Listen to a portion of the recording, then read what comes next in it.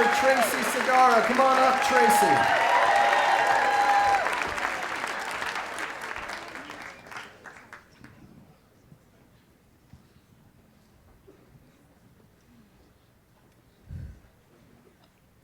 The minute I walk into the 6th grade graduation party, I have a feeling this is not your usual kids' party.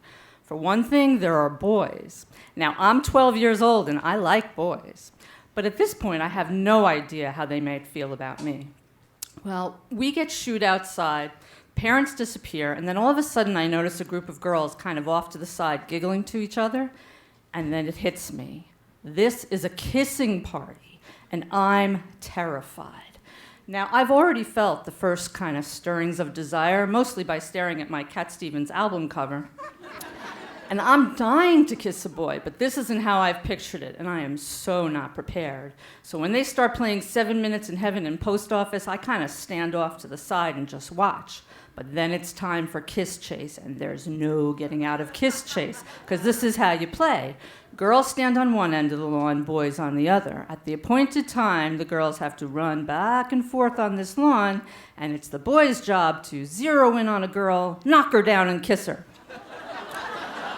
So essentially teaching young boys that the surest way to a girl's heart is through second-degree assault.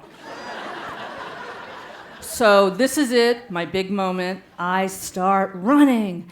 And it quickly becomes painfully clear that none of these boys has any intention of knocking me down. So I know, terrible, right? So there I am, running back and forth on this lawn like an idiot, just praying that this game will end. Which is pretty much a metaphor of my love life over the next, 20 years. I mean, honestly, I just never crack the dating code. I either fall for guys who are like unavailable, unsuitable, unsomething, or I string together some brief relationships or first dates that just go nowhere.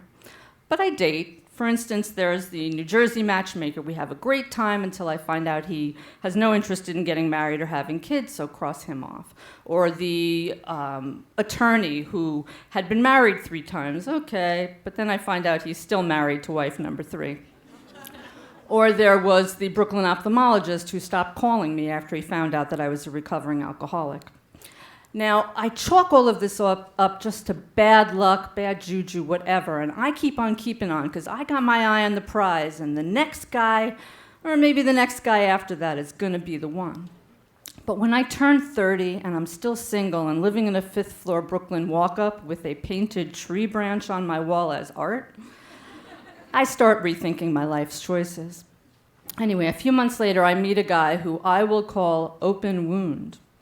Now, I hear this guy speak at a meeting, and he's raw. I mean, he really wears his heart on his sleeve. He might have even cried, so I'm intrigued.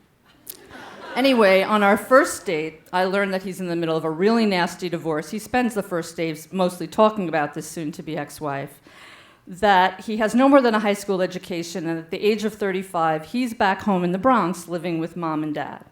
So yeah, red flags here, there, everywhere. But I'm so used to ignoring red flags, I don't even think I noticed.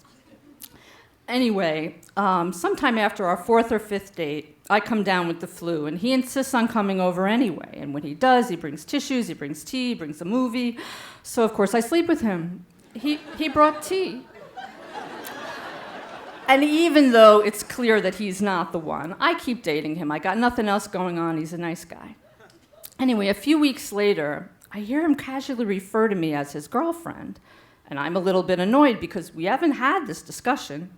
But I hate confrontation more than anything, so I just let it slide and we continue dating.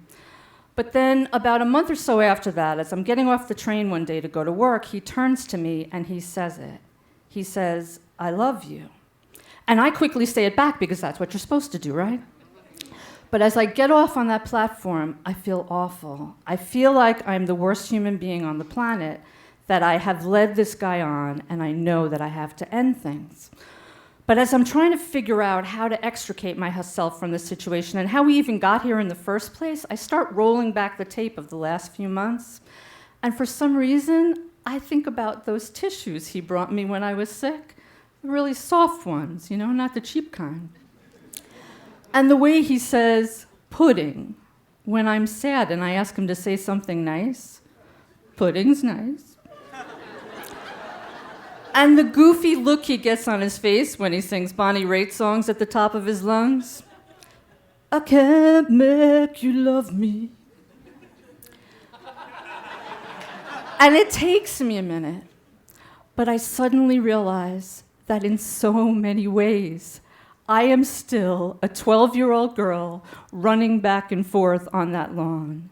Only this time, what truly terrifies me is this beautiful open wound of a man who's standing right in front of me, who wants to knock me down and kiss me, who wants to love me, who's willing to stick around. And even though I don't trust him, and I trust my own instincts even less, the next time I see him, I take a deep breath and I let myself fall.